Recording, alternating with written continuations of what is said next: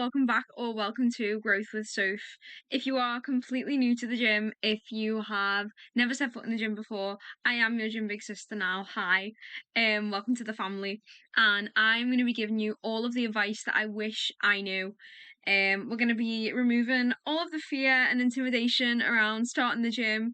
And I'm going to show you how to train, how to fuel, how to stay consistent, and some extra little top tips as well that I wish I knew. So this video is gonna be like a full little advice guide for a complete beginner to the gym. Maybe you're not a complete beginner, but maybe you're just looking for a bit of guidance. So without further ado, let's get into it. I feel like it's so important to remember everyone starts from somewhere. Like, I remember the first time I went into the gym, I had no idea what I was doing. Like, I was looking at these machines and it was loud and it was busy and like I was like, oh my god, what the hell am I doing in here? Like, what am I actually doing? And I just stood in the corner with like little dumbbells and just like did a few things and then left. But the fact that like that first initial walking in, doing something and leaving, that's the worst part. That is the hardest part. The first time you go in is the scariest. And the confidence to go in each session is built through just going in and doing it. You're never going to feel ready to start. So hopefully the tips and tricks in this guide are going to help you feel a bit more comfortable. First, let's just like start off with walking into the gym. So the kinds of things you're going to see. There's usually a cardio section, like a cardio machines. So that's things like your cross trainer, treadmill, stairmaster, and they're obviously for your cardiovascular health and fitness. So like your heart, lungs, respiratory system, and things like that. You will usually have like a free weights section, so that'll be things like dumbbells, barbells, like the long bars, kettlebells and things like that. That's for strength training. You'll have some resistance machines, so that's things like the leg press, like the leg extension, the lat pull down machine. You've got cables as well. But I think that the machines are a really good place to start because they put you in a stable position and like there's usually a diagram on how to use it as well. And then you'll also usually have like an area with some mats. So that's for like stretching pre and post workout. So that's gonna be like in most gyms, that's kind of the main sections of the gym. The reason I say that the machines are the best place to start as a beginner is because, as I said, they put you in a position, a stable position already. With the machines, it kind of tells you what to do and what muscles are getting targeted as well. Let's move into how to train. So, good workout plan includes 5 different movement patterns: push movements, pull movements, hinge movements, a squat variation, and a core movement as well. So movements for your core. So I would say that the best exercises to start with as a complete beginner would be your leg press, lat pull down machine, chest press machine, seated row machine, and a dumbbell goblet squat. So that is like a free weight exercise with a dumbbell. The reason why I recommend these ones is because they're what we call compound movements. And what that means is they engage lots of different muscles in the one movement. So you get the most bang for your buck. And you can focus on slow and controlled movements and just getting better at those main exercises over time rather than trying to do 1,000 different things at once. Especially as a beginner, with your training as a beginner, it's best to pick like 4 or 5 exercises for each session and just repeat that program. Cut this out. I would say as a beginner, it's best to just stick to the same exercises.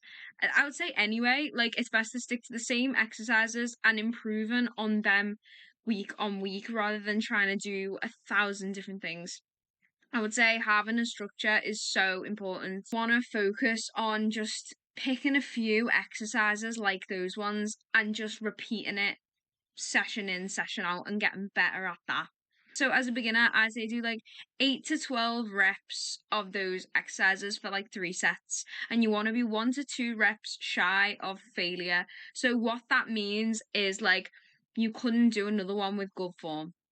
And when 12 reps becomes easy, or you feel like you could do another one, increase the weight by like 5 to 10%. Don't increase the weight by tons, and make sure you are ready to increase the weight. Make sure your form is staying good. With the strength training, you really want to focus on slow and controlled movements, really connect to the muscle. It is so much better to get good form and a full range of motion on the exercise than it is to just be like lifting a really heavy weight that you can't handle. With the cardio, if your goal is like muscle growth, like mine is, that's kind of the lens that I'm approaching this from, or just general fitness, I'd say don't overdo it, especially if your goal is muscle growth. I do about 30 minutes of the stairs on a comfortable pace twice a week. I'll do incline walking. I aim for like a step goal, but like 30 minutes twice a week is enough for me. So yeah, main training takeaways are focus on form of the exercise. Have a little look on Google, the form. With nutrition, I think keeping it simple, like to be honest, there's just this obsession with like protein.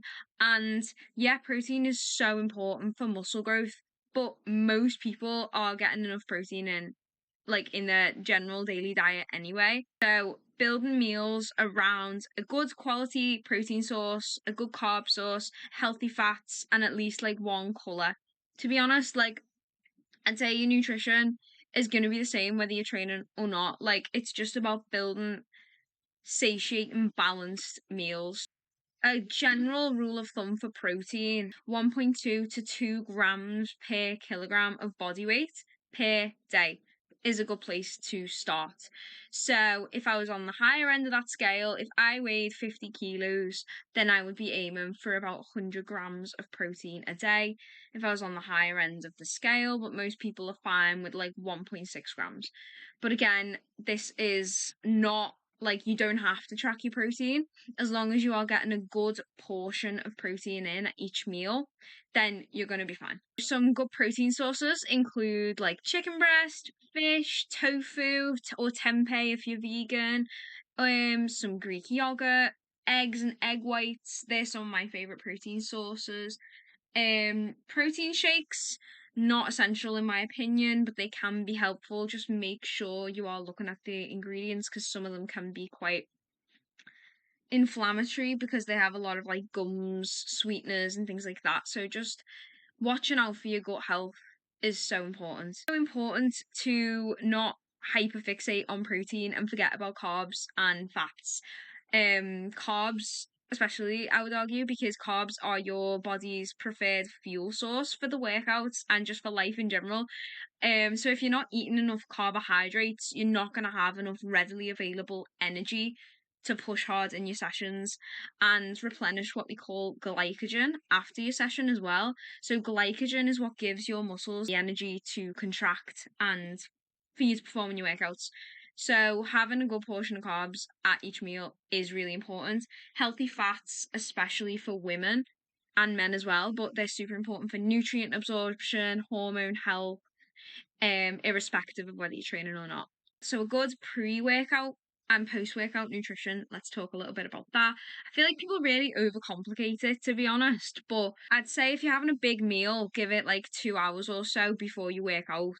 Pre-workout, you want to be aiming for something quick carbs and a little bit of protein, maybe a small amount of healthy fats and fiber, but not too much if you're going to be training very soon.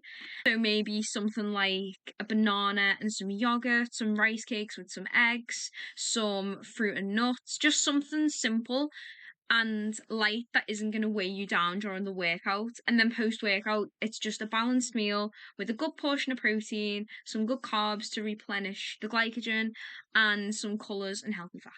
As well is to make sure you're eating enough. You're not going to see muscle growth or progress if you are not eating enough.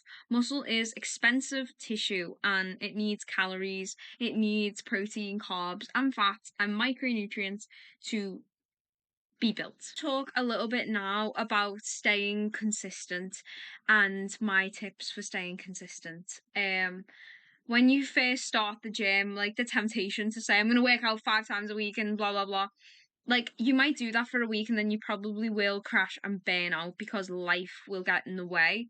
It is so much better to say I'm going to do 2 days every week in the gym and actually stick to that for weeks and weeks than it is to say I'm going to do 5 days in the gym and only stick to it for 2 weeks.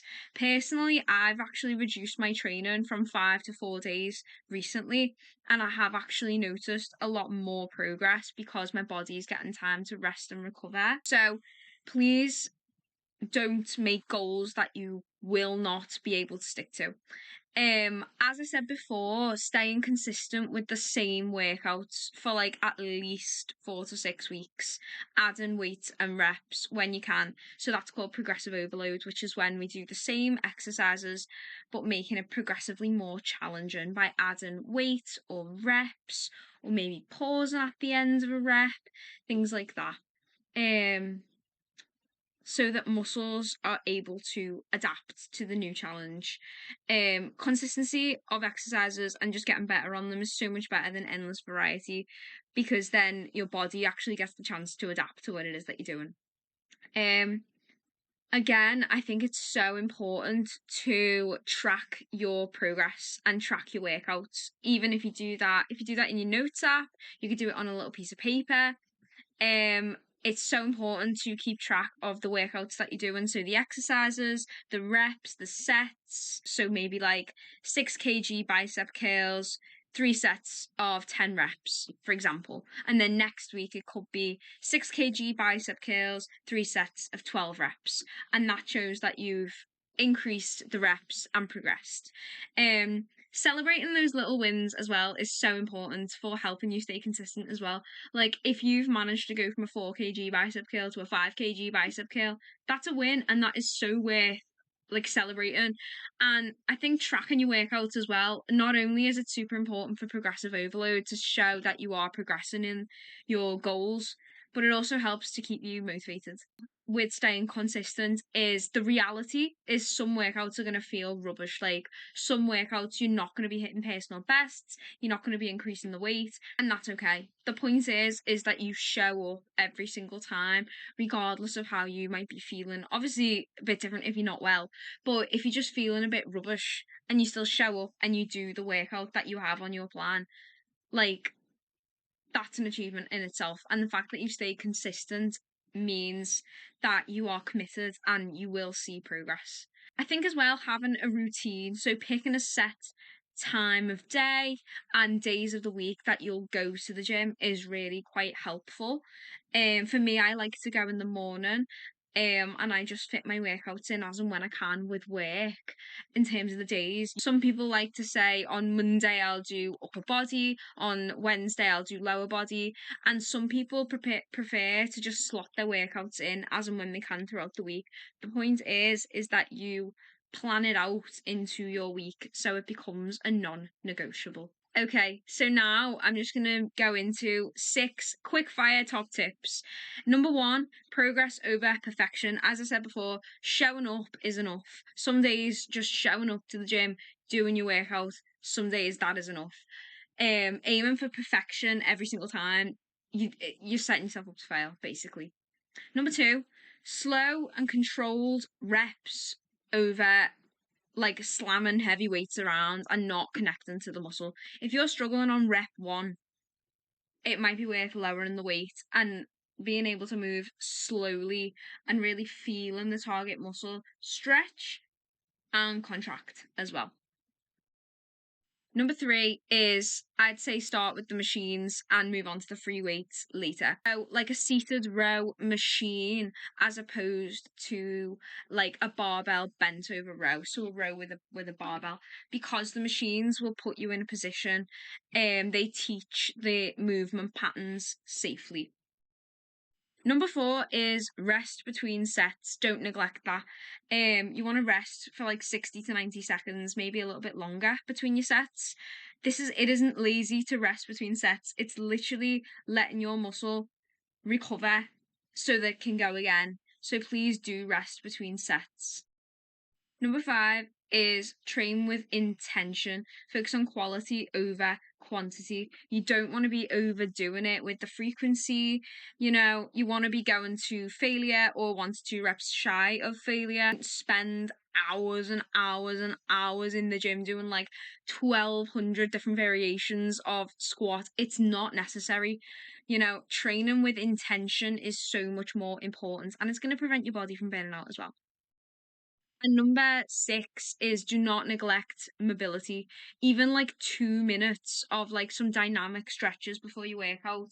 So literally just like if you were doing an upper body workout, maybe some like overhead reaches, some like chest openers. Like it is so important to prevent injury and warm up all your joints. And it also helps you to connect your brain to your muscles as well.